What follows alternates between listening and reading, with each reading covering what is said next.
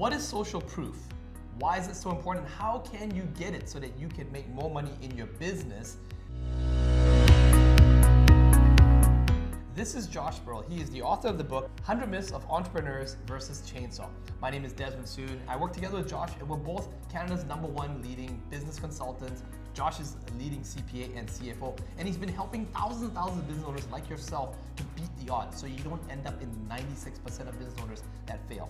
And in this book, Josh, you actually wrote about 100 myths that you found as a pattern of the business owners who failed, the ones who ended up in the 96, they kept making these excuses. Yes. And you decided to write this so that you could help business owners to overcome those so that they can have a better chance of surviving, correct? That's so, right. In today's chapter 54, you actually said that social proof is not important. You've heard this so many times from the business owners who are not around anymore. They said, Josh, I gotta do it my way and I'm so busy and I don't understand this social proof mumbo jumbo. Why do I need it? I mean, I figured this out at a very early age when I started my first contracting business when I was 17 years old, Yes. right? And I figured out that people would ask, discerning customers would ask for reference letters, Yes. right? And the industry standard was, this was long before internet, right? Yeah. The industry standard was you would give them written reference letters from Yes. people, okay? And it was, if you need some references, we could supply. And then I figured out that I could just travel around with copies of these reference letters and the before and after pictures, right? And I would go through we would go through build some rapport, establish the needs, give them the project that they wanted. Here's the references from our last, 3 jobs. Our crew can start next Tuesday, sign here. And they would start saying yes. Right. As opposed to having to do this, drop back references at a later date. Yeah. You know what I mean? Give me a quotation and give me some references. I'll do my due diligence and get back to you, which they never did. Right? Yeah, and then I would realize, so it's if you had the references there, you could get the job now, and every other guy says, oh, I'll give you the references later, right? Right. And so that social proof would close the jobs. And then it started to dawn on me that some people will ask for the references. There's a bigger percentage of people, they're just too shy to ask for the references, but they want to know the answer.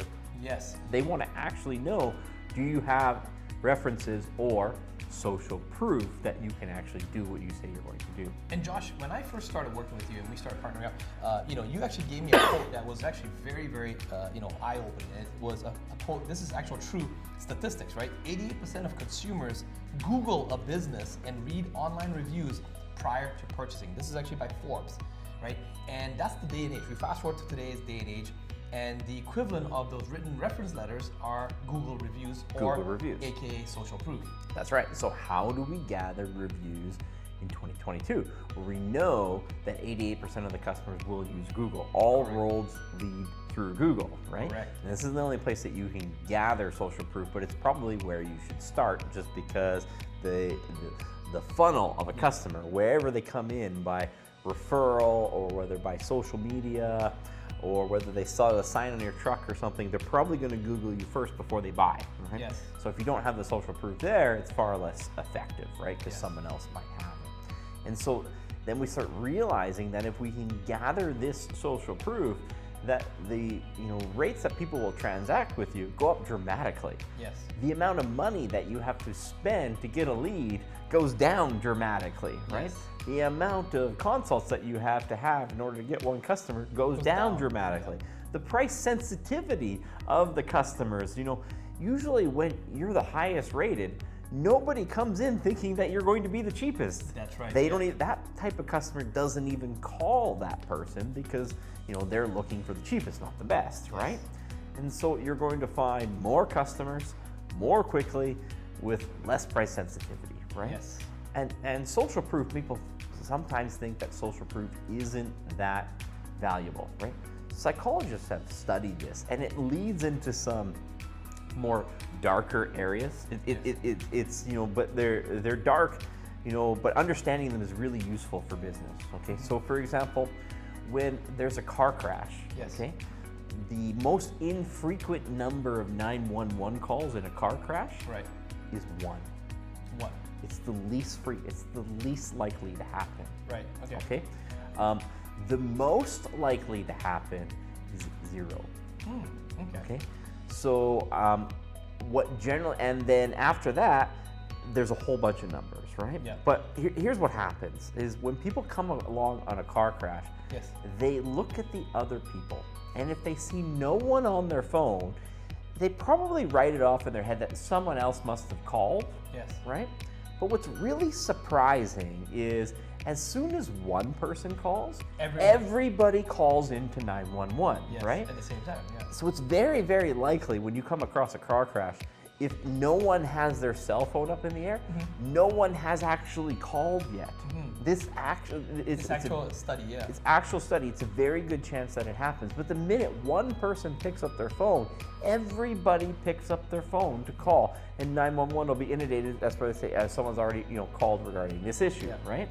And is that like a herd mentality thing? Is what happens? It's a complete herd mentality, right? It's the reason why riots occur at sporting events, right? Yes. People who would otherwise never engage in this sort of behavior, Yes. all of a sudden start throwing rocks through windshields and stuff, Yes. right? People who probably have never committed a crime for the rest, for their entire life, right? Some of the more darker areas where, the rates of fatal car crashes and plane crashes goes up after celebrity suicides. Like really, really dark areas of human psychology that people will act in very surprising ways when they see other people act in a similar Malcolm way. Gladwell puts it in his book, right? The tipping point. You reach a certain tipping point, and he gives some examples of suicides and other things like that. That's right. When it reaches a certain point. But in taking it back to the marketing side and the business side, that social proof can also be in our benefit to help influence decision making. That's right. All we're trying to do is get someone to fill out a form and do a lead, right? That's so right. we have we're trying to get them to buy something that they're probably already interested in searching our competitors, It just right? helps them to tip over that edge. That's right. People dramatically underestimate how powerful it is, right? And if they do understand how, where it is, they miss the medium sometimes, right? right, yeah. So if I traveled around with those same reference letters in 2022, people are less likely to believe those reference letters than they are to believe actual Google reviews. Yes. So statistically, that's just the way it is. People are more likely to believe Google reviews, right? Yes. And then accelerating beyond that, okay, you can get some Google reviews, and sometimes people have some natural hesitancies towards Google reviews, right? Yes.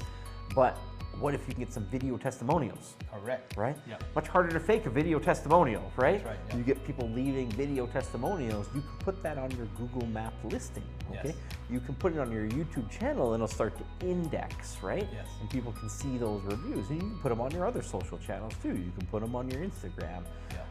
You can put them on your Facebook, right? Yes. And so what you're really going to have to understand is if you want to acquire customers, okay, at scale, and if you want to do it cheaper, because everybody's spending, they're competing with everyone else in your industry for the same marketing dollars. So the proven way to drive down your cost of acquisition is to have more social proof. Yes. More Google reviews, more video testimonials, more interactions with your customers on your own social media. Yep. Okay, so let's actually start there, because businesses fail because of customers, cash flow, and team. That's right. Okay, now if you can generate more social proof, you're far less likely to struggle for customers, right? Correct. Yeah. And the customers that you're going to find are not the bottom feeders, right? No. We always talk about businesses, and business owners think that they can't get customers unless they're the cheapest. It's just, the good paying customers weren't ready to hire you because they thought you couldn't do what you set out to do, right? We really have to look at this if we want to be successful. And Josh, in every video, we always give the business owners an action step, something that they can do right off the bat. For someone right now, okay, so I get it, Josh, I understand the importance of social proof. You mentioned some Google reviews, you mentioned some testimonial videos. I don't have that many customers right now, or what's something that they can do? Should they create an SOP, like when they get their first customers, to immediately ask for, is there a process when you're tidying up the project before you get the sign-off letter, and you get a testimonial, or maybe even for the Google reviews, what are some strategies that you can give them for something that they can do right off the bat? Right? So number one, get your map listing now. Yes. Because people are gonna wait to do this later, and they're gonna realize getting your Google map listing takes a while. Yeah, it's actually one of the most simplest, easiest things to do for a business, lowest hanging fruit, but people will put it off. We've got clients that will come in, we'll mention it to them, in month one, and they'll procrastinate on it for 6 months. And then when they finally do this exercise you're about to release here, and they see the leads that come in and the amount of marketing, that free marketing it does for them, they kick themselves and say, I wish I did it 6 months ago. So it's so important that you go get this done right now. Get your Google business listing. So get that done. Yeah. Step 2, go back through all of your past customers and ask them for reviews. Right. What if you don't have past customers? So then, step 3, you have to start asking for the new ones. Right. Okay? You have to start asking the new customers for reviews. Everybody wants it to be simple and make it as an app. There are lots of apps to gather reviews, but they're not as effective as doing it in person. Yes. They're supplementary if you can gather it while you're in person. Yeah. Okay? The most successful companies in the world ask in person, and they do it at scale with systematized scripts. Right. And what if you don't have any customers? well, then you're usually going to have to, you might need to do a rush to revenue strategy. Yes. Okay. What does that mean? What's a rush to revenue strategy? Rush to revenue strategies would be like knocking doors to find small projects. Yeah. Okay. Visiting businesses door to door with an info sheet to find small projects. It is important here. What Josh is saying is you're not doing it for the money.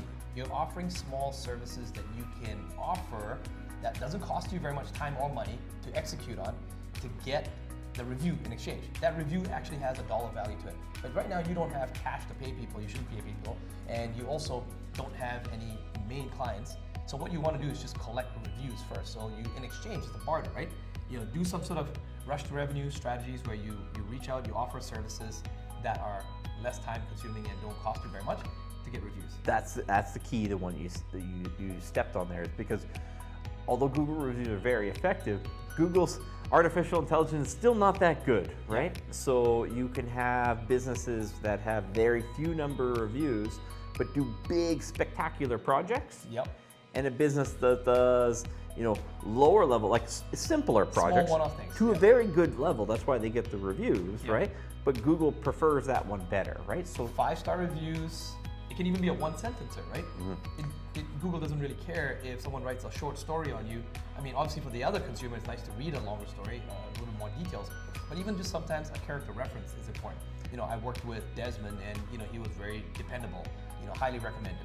A simple sentence like that works as well. So, you have to be very aware that you might need to adjust your service offering in the beginning to something that's a quicker service, so you can gather enough social proof to matter. Right? You can have 3 glowing 5-star reviews from the 3 clients you work with this year. Maybe they each paid you $100,000 each, but Google still thinks you're 3. That's right. Right? Someone who had one-day projects might have 365, right? That's right. So you have to sometimes And guess what? The 365 person is going to show up and rank on Google more than the 3. Yes, right. So we have to be strategic on what's our service offering when we're lacking social proof. We got to make sure it's small enough that we can have enough at-bats to get enough reviews to matter. Josh, is there a magic number for Google reviews, or is that something that requires a little bit more consultation with you down the road? Generally, it's 40. The average company on planet Earth has 39, and if you can get to 40, you're going to index, with more regularity. Yeah. Simply speaking, the algorithm does not consider you a real business till you get over 39.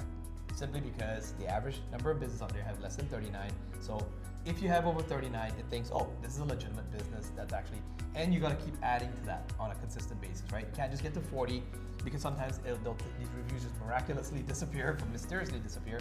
So you got to keep adding to it on a consistent basis, and just maybe 1 or 2 every month. But you get to that 40, you start seeing magic starting to happen. You start showing up on the first page. No guarantee that's going to happen, but you start showing up, and people start to call you without you even having to, do the paid marketing yet. Now, I'm not saying not to do paid marketing, but that's one of the social proof ways. Any other tips or strategies on how to get more social proof, Josh? Get started, because one of these days you're going to look back and you're going to realize that if I would have started 2 or 3 years ago, I could have 200 or 300 Google reviews that I can't get now. Correct. So get started today. Start gathering those reviews. I'll see you in the next video.